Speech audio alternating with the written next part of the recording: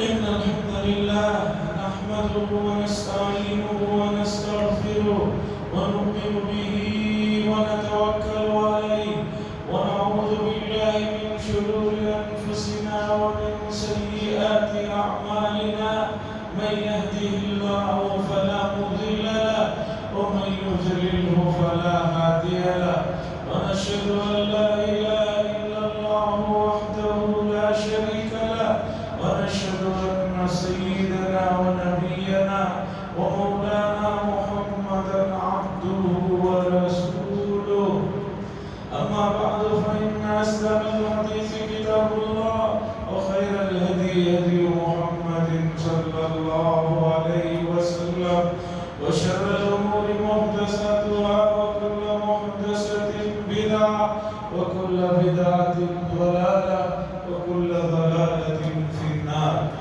قال الله تبارك وتعالى في القرآن المجيد والفرقان الحميد: إن عدة الشهور عند الله 12 شهرا في كتاب الله يوم خلق السماوات والأرض منها 4 حرم ذلك الدين القيم فلا تظلموا فيهن أنفسكم وقاتلوا المشركين كافة كما يقاتلونكم كافة واعلموا أن الله مع المتقين. وقال صلى الله عليه وسلم: أفضل الصيام بعد رمضان شهر الله المحرم، أو كما قال صلى الله عليه وسلم. عزیزان گرامی، یہ محرم الحرام کی پہلی جمعہ ہے، 1445 ہجری ہے یہ، اور آج محرم الحرام کی دوسری تاریخ ہے۔ مفسرین نے یہ بات لکھی ہے کہ جتنے انبیاء علیہ السلام دنیا میں تشریف لائے ہیں، ان کی شریعتوں میں احکامات کا دار و مدار چاند کی تاریخوں پر تھا۔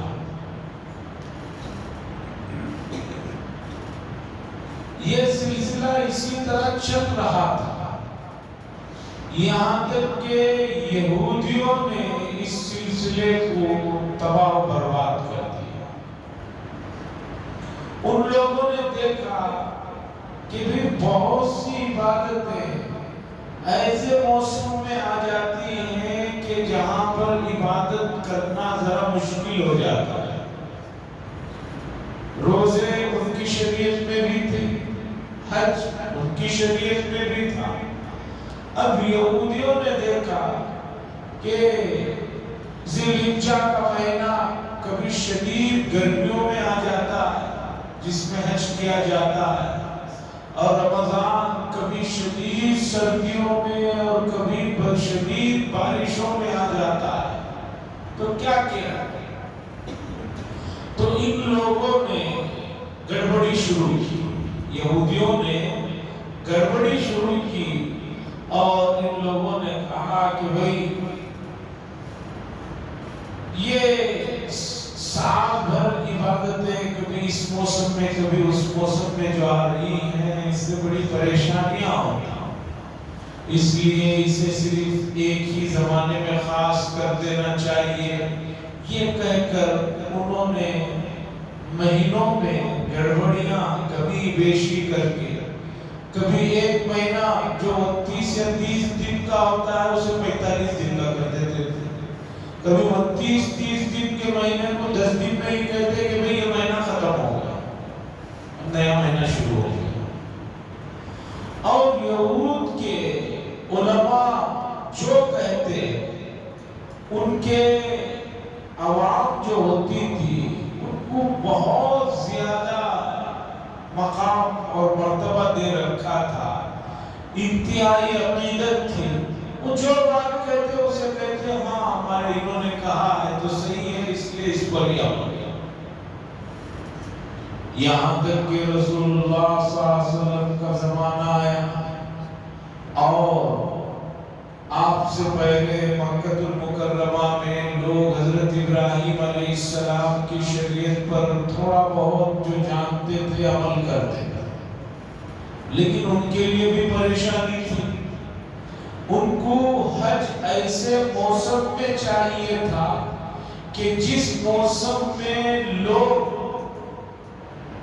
دور دراز سے سفر کر کے آئے، ایسا موسم چاہتے تھے کہ جس میں لوگوں کے پاس پیسہ رہے، اس لیے کہ اس زمانے میں حج کے نام پر ان لوگوں کے یہاں شعر و شاعری کی محفلیں، میلے، کاروبار، یہ سب کچھ ہوتا تھا۔ اب عربی مہینے ہر سال 10 سے 11 دن کم ہوتے ہیں، اور 33 سال میں چاند کے 33 سال جب گزرتے تو شمسی سال کے مقابلے میں 1 سال کم ہو جاتا ہے۔ شمسی سال ان کا 1 کم ہو جاتا ہے۔ عربی کے 33 سال جب ہوتے ہیں تو سمجھیے کہ 1 سال بڑھ جاتا ہے چاند کی تاریخوں کے اعتبار سے۔ ہر 100 سال میں چاند کے اگر 100 سال ہیں تو سمجھیے سورج کے وہ صرف 97 سال ہوتے ہیں، 97 ایئرس ہوتے ہیں، 3 سال کم ہو جاتا ہے۔ چونکہ وہاں 365 دن متعین ہے، اس سے کم و بیش نہیں، 365 متعین ہے۔ یہاں جو ہے 355 بھی ہے، کبھی 354 بھی ہو جاتا ہے۔ اس میں جو ہے ہم لوگوں کو رمضان کبھی گرمیوں میں ملتا ہے، کبھی سردیوں میں ملتا ہے، کبھی بارش میں ملتا ہے، حج بھی اسی طرح مختلف موسموں میں ملتے رہتا ہے۔ تو یہودیوں کا دیکھا دیکھی ان لوگوں نے بھی، مشرکین مکہ نے بھی سال کے مہینوں میں بڑی گڑبڑیاں کر دی تھی۔ کیوں گڑبڑی کر دی تھی؟ ایک تو اس لیے کہ سال کے 12 مہینوں میں 4 مہینے بڑے محترم تھے جس میں جنگ کرنا منع تھا۔ اب ان لوگوں کو کبھی کبھی اس مہینے میں جنگ کرنا چاہتے تھے تو یہ لوگ کہتے تھے کہ بھی ذی الحجہ کے بعد اس سال محرم نہیں آیا ہے، سفر آ گیا ہے۔ اور لوگ بھی عجیب بیوقوف تھے، یہ کیسے ہو گیا کہ 1 مہینہ جو بعد میں آنے والا ہے وہ پہلے آ گیا، اس لیے اس کے مہینے میں لڑ سکتے۔ تو لوگ مان لیتے تھے۔ ایک آدمی تھا حذیفہ نامی، قلمس اس کا لقب تھا، وہ مکے میں اعلان کرتا تھا کہ بھئی اس بار ذی الحجہ کے بعد کون سا مہینہ آ رہا ہے، محرم آئے گا کہ سفر آئے گا، سفر آئے گا کہ ربیع الاول آئے گا۔ وہ جو اعلان کر دیتا تھا لوگ اسے مانتے تھے۔ اسی طرح وہ خاندانی سلسلہ چلا آ رہا تھا رسول اللہ صلی اللہ علیہ وسلم کے زمانے تک بھی۔ رسول اللہ صلی اللہ علیہ وسلم نے جس سال حج کیا، حجۃ الوداع، اس سال 9 ذی الحجہ جمعہ کے دن تھا، 9 ذی الحجہ جمعہ کے دن تھا۔ رسول اللہ صلی اللہ علیہ وسلم نے میدان عرفات میں کہا ان الزمان قد استدار کہیئتی یوم خلق السماوات والارض۔ زمانہ گھومتے گھومتے ہر 33 سال میں 1 مرتبہ صحیح موسم میں حج آتا تھا۔ ہر 33 سال میں 1 مرتبہ صحیح موسم میں حج آتا تھا، اور رسول اللہ صلی اللہ علیہ وسلم نے جس سال حج کیا ہے اس سال زمانہ صحیح تاریخوں پر آ گیا تھا۔ رسول اللہ صلی اللہ علیہ وسلم نے فرمایا لوگوں زمانہ بالکل ٹھیک انہی تاریخوں میں آ گیا ہے جن تاریخوں میں اللہ نے ان کی تاریخوں کو، مہینوں کو متعین کیا تھا۔ آج کے بعد کسی آدمی کو اس بات کی اجازت نہیں ہے کہ وہ مہینوں کی تاریخوں میں، مہینوں اسی بات کو اللہ تعالیٰ کی اس آیت میں ذکر کیا گیا. ان عدت الشہور 10ویں پارے میں آیت ہے. اللہ فرماتے ہیں مہینوں کی تعداد اللہ کے نزدیک 12 ہے. ان عدت الشہور عند اللہ 12 شہر. مہینوں کی تعداد اللہ کے نزدیک 12 ہے اس دن سے جس دن سے اللہ نے زمین و آسمان سورج و چاند کو پیدا فرمایا. منہا اربعۃ حرم ان میں سے 4 مہینے محترم ہیں. کون کون سے 4 مہینے محترم ہیں؟ ذوالقعدہ، ذوالحجہ، محرم. یہ 3 مہینے تو لگاتار ہیں تاکہ لوگ ان مہینوں میں آ کر آرام سے حج کر کے جا سکیں. ذوالقعدہ میں نکلتے تھے، آتے مہینہ لگ جاتا تھا مکہ المکرمہ پہنچ.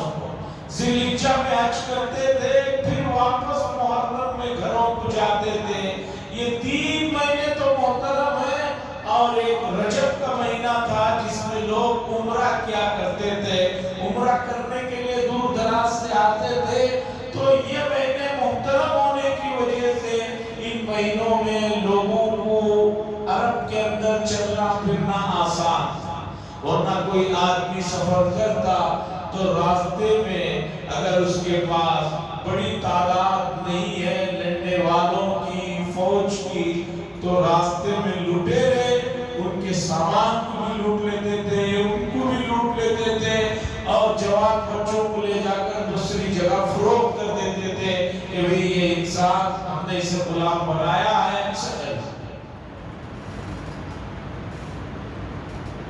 اللہ فرماتے ہیں ذالک الدین القیم، صحیح جو دین ہے جو ابراہیم علیہ السلام نے جو تمہیں دیا ہے وہ یہی ہے. اس لیے صحیح دین پر چلو اور تاریخوں میں گڑبڑی نہ کرو. رسول اللہ صلی اللہ علیہ وسلم نے جو چیزیں پوری انسانیت کو دی ہیں ان کی بڑی تعداد ہے، ان کے بڑے احسانات ہیں. ذرا دیکھیے لوگوں نے اپنے ذاتی فائدے کے لیے مہینوں کے نام تبدیل کر دیے، مہینوں کی گنتیوں کو بدل دیے. مہینہ 30 کی بجائے 60 کر دیتے تھے، کبھی 10 دن کر دیتے تھے. رسول اللہ صلی اللہ علیہ وسلم نے آ کر پوری انسانیت کو بتایا کہ اللہ کے بنائے ہوئے نظام کے ساتھ چھیڑ چھاڑ مت کرو. لوگ اپنے ذاتی فائدوں کے لیے پوری دنیا میں، خاص طور پر آپ رسول اللہ صلی اللہ علیہ وسلم کی پیدائش کے وقت کے حالات کا مطالعہ کریں. جو اس وقت 2023 ہجری چل رہی ہے، سن عیسوی جو 2023 چل رہی ہے، 600 عیسوی کے حالات کو اٹھا کر دیکھیے. آج سے 1450 سال پہلے کے حالات کو اٹھا کر دیکھیے اور اس زمانے کے جو حالات جنہوں نے لکھا ہے، چاہے وہ عیسائی ہوں، یہودی ہوں، یا ہمارے ملک کی قدیم ترین جو تاریخیں ہیں اسے اٹھا کر آپ دیکھیے. رسول اللہ صلی اللہ علیہ وسلم کے دنیا میں تشریف لانے سے پہلے پوری دنیا کا کیا حال تھا.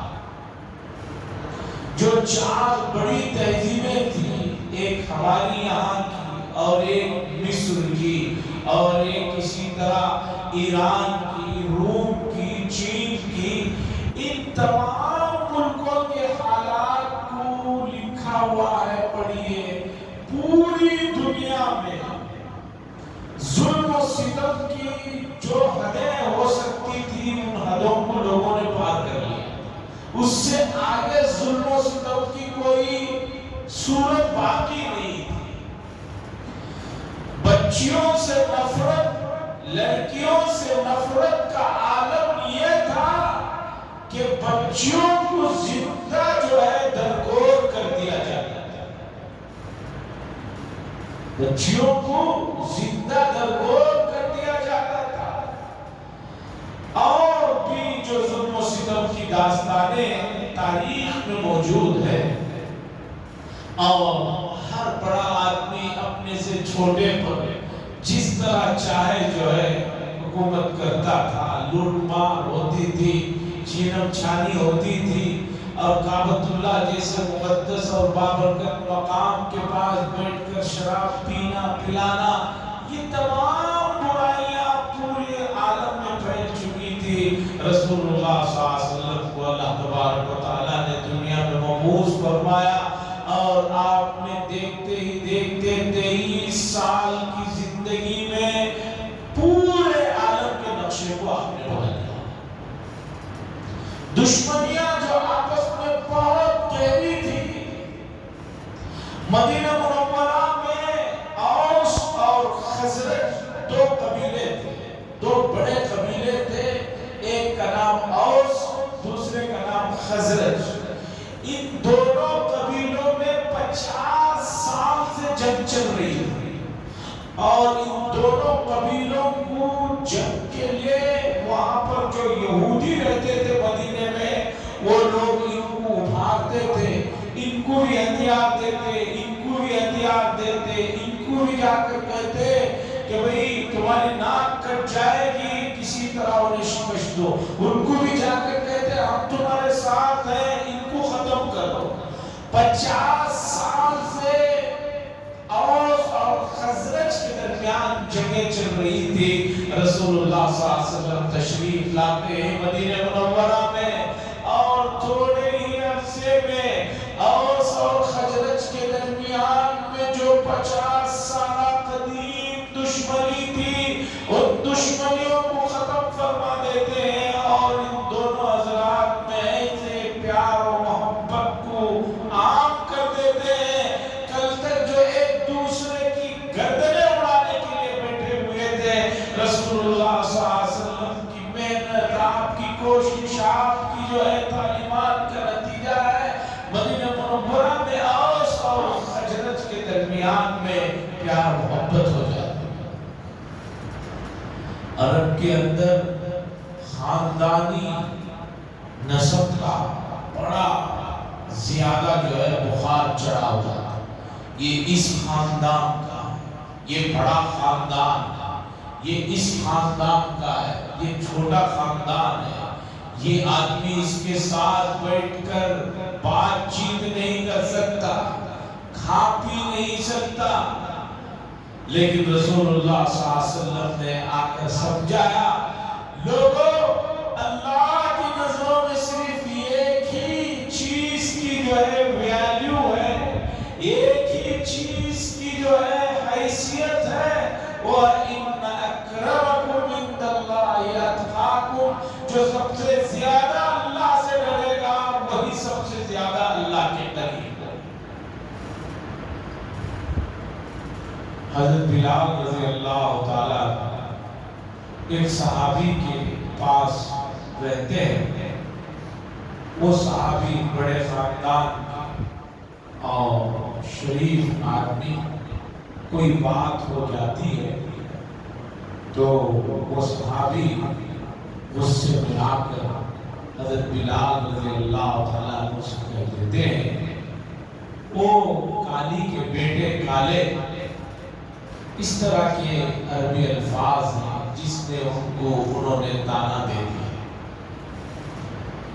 وہ صحابی رسول اللہ صلی اللہ علیہ وسلم کے پاس پہنچتے ہیں، پہنچ کر کہتے ہیں کہ انہوں نے مجھے اس طرح کہا۔ رسول اللہ صلی اللہ علیہ وسلم نے فرمایا، انک امرؤ فیک الجاہلیہ، بھئی ان کے اندر ابھی تک جاہلیت والے طور طریقے اور وہ عادتیں باقی ہیں۔ رسول اللہ صلی اللہ علیہ وسلم تھوڑا ناراضگی کا اظہار تھا۔ ان صحابی کو پتہ چلا اور انہیں اپنی غلطی کا احساس ہوا، تو انہوں نے آ کر حضرت بلال رضی اللہ تعالیٰ عنہ سے کہا کہ مجھے معاف کر دی۔ انہوں نے کہا کہ میں نے معاف کر دیا۔ انہوں نے کہا نہیں، معافی ایسے نہیں ہوگی، میرے دل و دماغ میں خاندان کا جو خناس بھرا ہوا ہے، اپنے آپ کو جو بڑا سمجھ رہا ہوں، معافی کی ایک ہی صورت ہو سکتی ہے کہ میں اپنے چہرے کو زمین پر رکھوں گا، ایک رخسار میرا زمین پر ہوگا اور دوسرے رخسار پر تم اپنا پیر رکھو گے، تب میں سمجھوں گا کہ تم نے مجھے معاف کیا۔ وہ صحابی بلال کہتے ہیں کہ میں نے کہا معاف کر دیا، انہوں نے کہا نہیں، میں نے تمہارے ساتھ زیادتی کی ہے، غلطی کی ہے، اب معافی کی یہی صورت ہے، اللہ کا واسطہ دیتا ہوں کہ میں اپنے چہرے کو زمین پر مٹی پر رکھوں گا، ایک رخسار مٹی پر، دوسرے رخسار پر تم اپنا پیر رکھو، تب میں سمجھوں گا کہ تم نے معاف کیا۔ تو حاضرین اکرام، رسول اللہ صلی اللہ علیہ وسلم کی جو تعلیمات ہیں، آپ نے 23 سال کے عرصے میں جو کچھ کیا ہے، اسے سمجھنے کے لیے، اسے جاننے کے لیے ہمیں رسول اللہ صلی اللہ علیہ وسلم کی بعثت سے پہلے کے حالات کو جاننا اور سمجھنا ضروری ہے۔ امت مسلمہ کا بڑا ہی نقصان ہے کہ امت نے جو ہے سیرت النبی صلی اللہ علیہ وسلم کو نہ جانا نہ پڑھا ہے۔ وقتی طور پر تھوڑی بہت چیزیں جان لیتے ہیں اور ان چیزوں کے جاننے سے رسول اللہ صلی اللہ علیہ وسلم کا جو مقام ہے، آپ کی جو حیثیت ہے، آپ کی جو محنتیں ہیں، آپ کی جو کوششیں ہیں، اس کا اندازہ آپ نہیں لگا سکتے۔ دنیا میں بڑے بڑے لوگوں نے بڑے بڑے انقلاب برپا کیے ہیں، رسول اللہ صلی اللہ علیہ وسلم نے بھی 23 سال کے عرصے میں بہت بڑا کام کیا ہے۔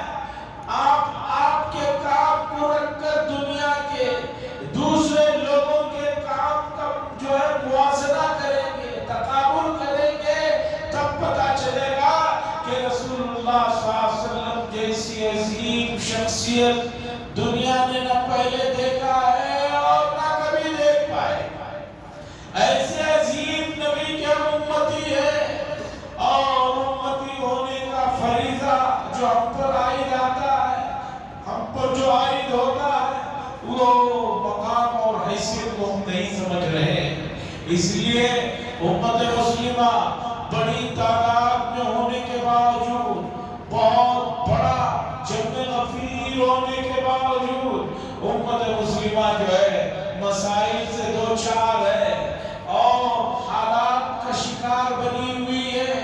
لوگ بہت سے مایوس ہوتے چلے جا رہے ہیں اور بہت سارے حضرات اسلام ہی میں جو ہے کمی اور خامی پر جو ہے کچھ نہ کچھ بکواس کر رہے ہیں، اپنے بھی کر رہے ہیں اور غیر تو کر ہی رہے ہیں۔ ان سے کیا شکوہ شکایت، اپنے ہی لوگ جو ہے اسلام کے بارے میں بھی کہہ رہے ہیں، کبھی سیرت پر بھی کہہ رہے ہیں، اور بہت سے بدبخت رہتے ہیں جو رسول اللہ صلی اللہ علیہ وسلم کے ذات گرامی پر بھی کچھ بکواس کر رہے ہیں۔ ہماری ذمہ داریاں کیا ہیں؟ کنتم خیر امت اخرجت للناس تأمرون بالمعروف وتنہون عن المنکر۔ ہماری بڑی ذمہ داری ہے، ہمیں اللہ تعالیٰ نے منتخب فرمایا ہے، اور انتخاب اس لیے نہیں فرمایا ہے کہ ہم صرف اپنی ذات تک محدود ہو کر رہ جائیں، صرف اپنے آپ تک، اپنے بیوی بچوں تک، یا بڑھ گئے تو خاندان تک محدود نہ رہے، بلکہ اس وقت پوری دنیا جس بے چینی سے گزر رہی ہے، پوری دنیا میں جو آپس میں ایک دوسرے کو نیچا دکھانے کے لیے، ایک دوسرے کو دبانے کے لیے جو طاقتوں کا بھرپور استعمال ہو رہا ہے، اسے ختم کرنا ہے، پورے عالم میں امن و امان کے لیے کام کرنا ہے۔ عزیزان گرامی، یورپ میں تقریباً 1 سال سے زیادہ کا عرصہ ہو رہا ہے، جنگ چھڑی ہوئی ہے، اور اس ملک کے لوگ دوسرے ملک میں جو ہے بے بسی کی زندگی گزار رہے ہیں، اور جو طاقتیں سپر پاور کہلاتی ہیں وہ اس جنگ کو چاہے تو ختم کر سکتی ہیں، لیکن وہ چاہتی نہیں ہے کہ جنگیں ختم ہو، اس لیے کہ جنگوں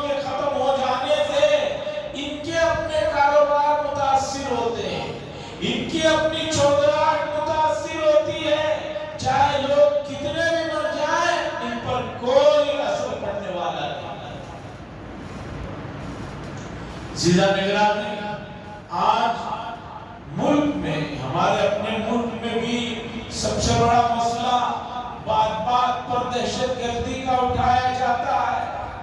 दहशतगर्दी किसी भी मजहब में नापसंदीदा चीज है और इस्लाम जिसके माने ही अमन के हैं, सलामती के हैं, वो मजहब कैसे जो है दहशतगर्दी या इसी तरह शिद्दत की तालीम देता?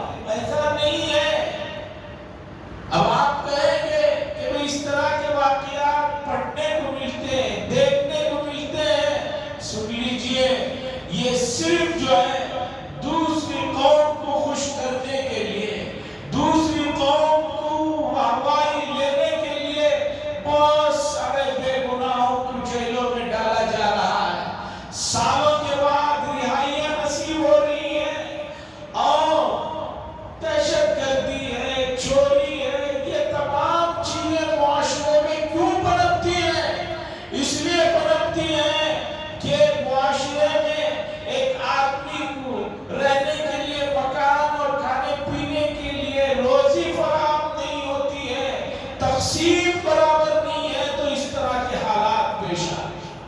इतने बड़े मुल्क में अल्लाह ने इतनी सारी चीजें वाफिर मिक़दार में दी हैं कि ये मुल्क चाहे तो दूसरे बहुत से मुल्कों को अपने यहाँ के अनाज से जो है पूरे मुल्कों की जो है निगरानी कर सकता है। लेकिन सही मानों में तरक्की जिसे कहते हैं, प्लानिंग जिसे कहते हैं, वो ना होने की वजह से पूरी मुल्क की आबादी, पूरी इंसानियत जो है परेशान है। उम्मत मुस्लिमा के लिए बहुत अच्छा मौका है वो रसूलुल्लाह सल्लल्लाहु अलैहि वसल्लम की मदनी जिंदगी का मुताला करें और मुताला करने के बाद रसूलुल्लाह सल्लल्लाहु अलैहि वसल्लम ने मदीना मुनव्वरा में आपके आने से पहले जो लड़ाइयाँ और जो जंग-ओ-जिहाद था उसे जाकर जो आपने खत्म किया और फिर आसपास के इलाकों में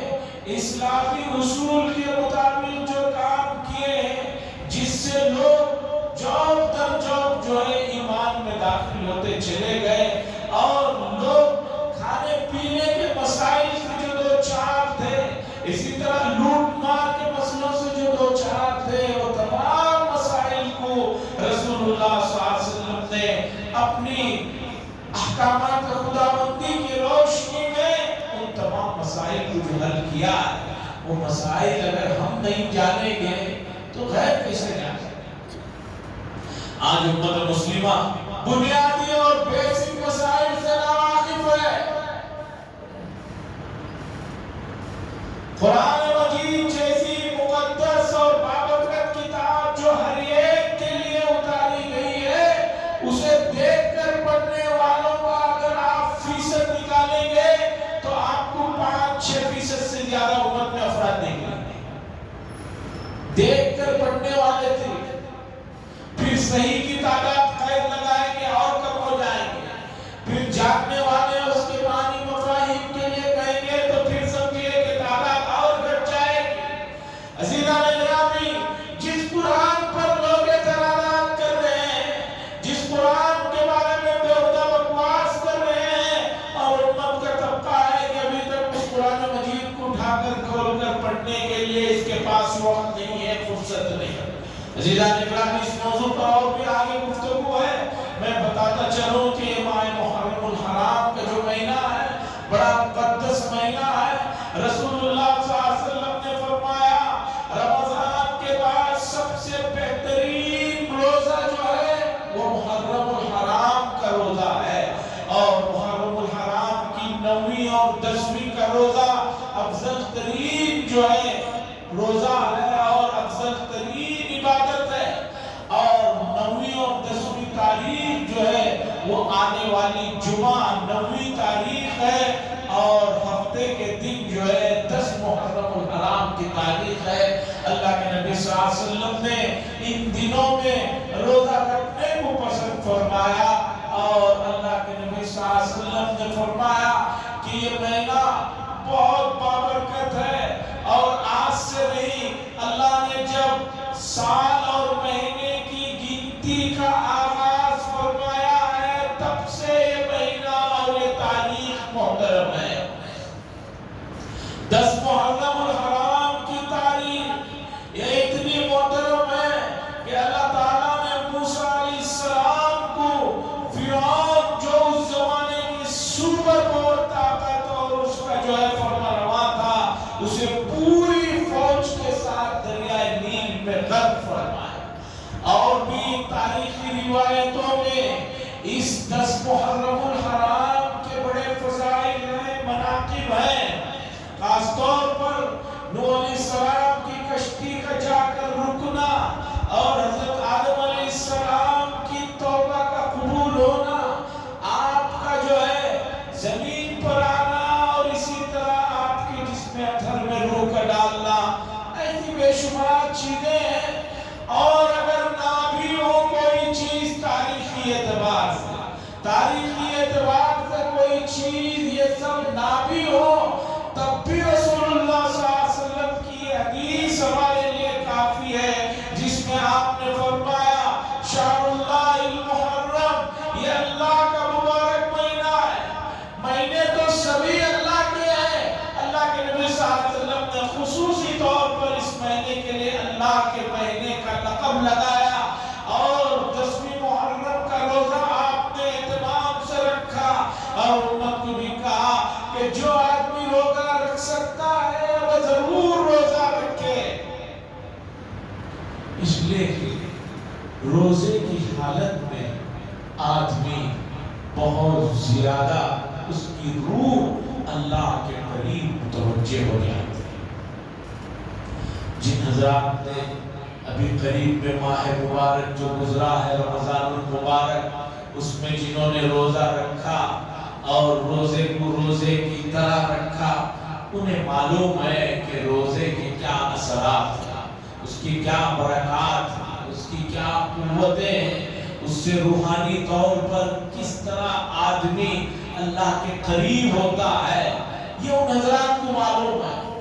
और जो लोग इंतहाई बेशर्मी के साथ अल्लाह की दी हुई नेमत तंदुरुस्ती सेहत होने के बावजूद जिन्होंने रोजों को छोड़ा है, उनको तो ये मसला समझ में आने वाला नहीं है। तो 10 मुहर्रम उल हराम के दिन रोजा रखने की फजीलत है। और इसके अलावा रसूलुल्लाह सल्लल्लाहु अलैहि वसल्लम ने फरमाया, हर तरह का ऐसा काम जो गैरों से मुशाबहत रखता है, जिसमें किसी भी तरह का शोक है, किसी भी तरह का मातम है, किसी भी तरह का अफसोस करने का जो सिलसिला है, वो नाजायज है, हराम है और शरीयत न करने की इजाजत देती है और ना इस तरह की महफिलों में शरीक होने की इजाजत देती है। व आखिर दावाना अल्हम्दुलिल्लाहि रब्बिल आलमीन।